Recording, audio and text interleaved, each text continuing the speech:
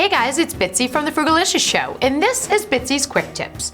Now, do you love going to the movies but hate paying as much as $12 per ticket? I mean, it's ridiculous. Well, I've got a great way for you to save.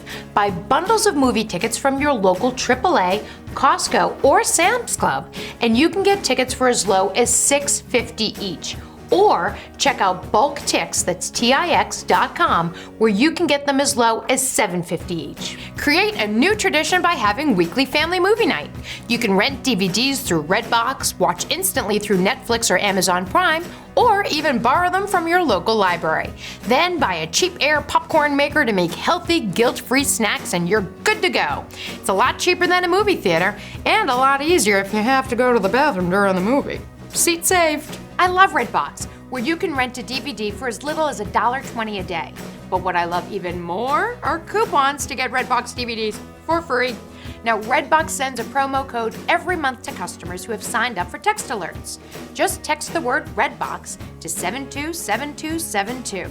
You can also Google the words Redbox and promo code to find the codes online. Now, you can save money on movie rental fees by watching free documentaries on freedocumentaries.org.